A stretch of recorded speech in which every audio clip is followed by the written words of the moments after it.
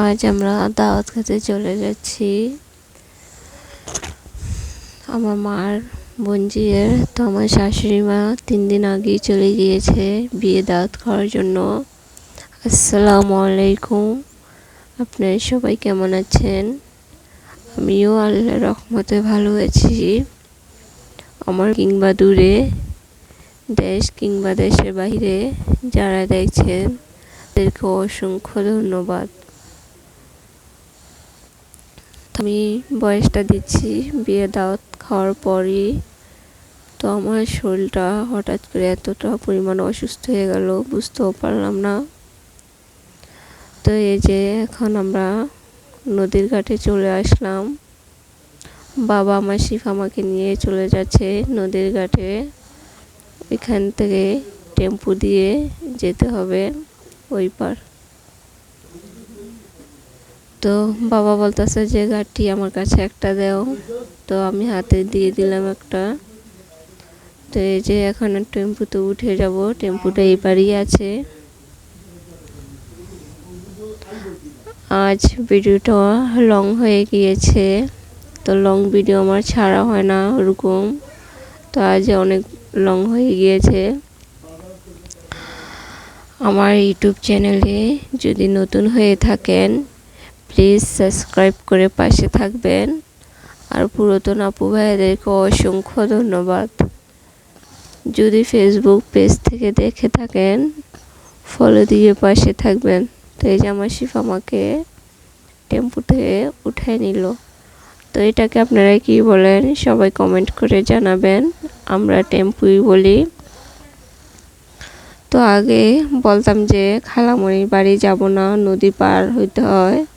তো আমি তো সাঁতার জানি না, তার জন্য আমার ভয় লাগে নদী সাগর। তো কি আর করা, যেহেতু দাওয়াত পড়েছে যেতে তো হবেই।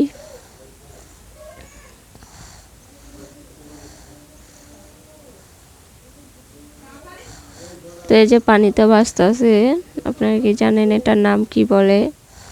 এটাকে আমরা বলি কস্তুরী।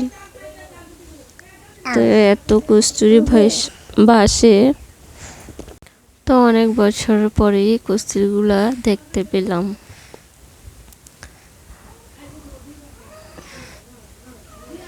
তো এই যে এটা মনে হয় বালু নিচ্ছে এটা দিয়ে, এটাকে বলি আমরা বড় টেম্পু।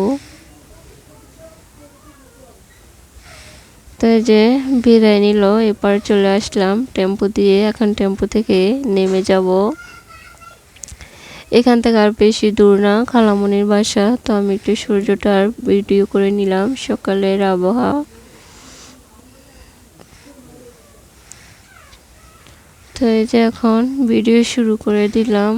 খালামণি বাড়িতে এসে নাস্তা খেয়ে কাপড় চোপড় খুলে সবার সাথে দেখা করি চলে আসলাম। কি রান্না বান্না করবে, কিভাবে কি করছে সবগুলোই আপনাদের মাঝে শেয়ার করছি।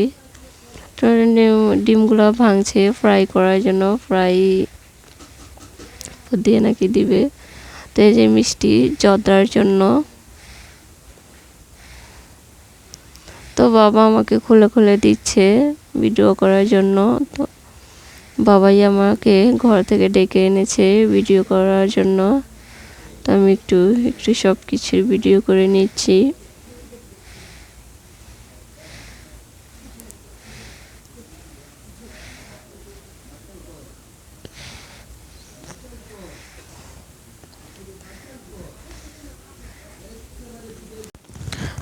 তো সবাই বলেছে সবজিটা নাকি অনেক মজা হয়েছে, আমার কাছে অনেক মজা লেগেছে। তো এটা হচ্ছে বোরহানি।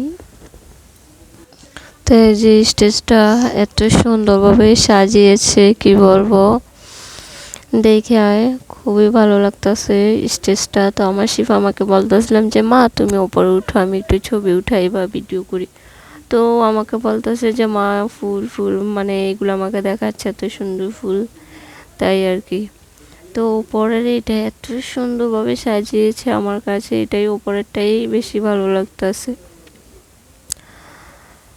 তো আমি একটু ভিডিও করে নিচ্ছি। আমার শিবা মাও চুপচাপ দাঁড়িয়ে আছে, কোনো ডিস্টার্ব করছে না, তার জন্য একটু ভিডিও করে নিলাম। এদিকে আবার হিজলা এসে দাঁড়িয়ে আছে টাকার জন্য, কি বলবো। তো এই যে হিজলাগুলা টাকা চাচ্ছে আঙ্কেলের কাছ থেকে, বলতেছিল যে 10,000 টাকা দিলে নিবে, তাছাড়া যাবে না। তো এই যে ওই পাশে অনেকগুলা, আর এটা বেশি কথা বলতেছে টাকার জন্য। তো বলতেছে যে 5,000 টাকা ছাড়া যাবেই না এখান থেকে। এই যে আঙ্কেল 5,000 টাকা দিয়ে দিল, তারপর গেল এখান থেকে।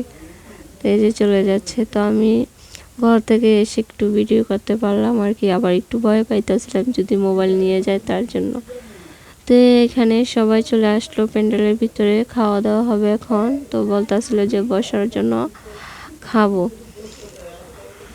তো বলতেছিল যে সবগুলা ফিল আপ হলে তারপর খাবার দিবে। তো বলতেছিল যে এখানে সব ফিল আপ হলে তারপর খাওয়া দাওয়া দিবে। তো আমরা টেবিলে বউ সাজিয়ে নিয়ে আসছে। তো খালামণি আমরা সবাই এক টেবিলে বসেছি খাওয়ার জন্য। তো শিফার মা আমার সাথে বসেছে খাওয়ার জন্য। আমার শিফা মা তো খুবই ক্ষুধায় কান্নাকাটি করছে আর আমাকে মারছে খাওয়ার জন্য। ওর ক্ষুধাটা বেশি লেগে গিয়েছে, তারপরও একটা ফ্রাই খেয়েছে। তো এই যে খাবার দাবার নিয়ে আসলো। তো এই যে কাবাব দিয়েছে, আর সবজিটা তো কি বলবো, এত মজা হয়েছে।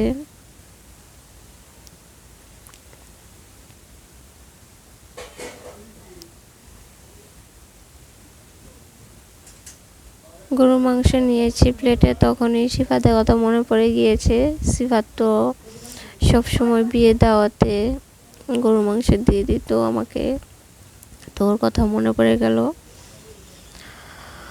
তো কি আর করার, এই বিয়েতেও নেই, খুবই মিস করেছি। তাই এই যে রাত হয়ে গিয়েছে, আমার শিফা মাকে নিয়ে আর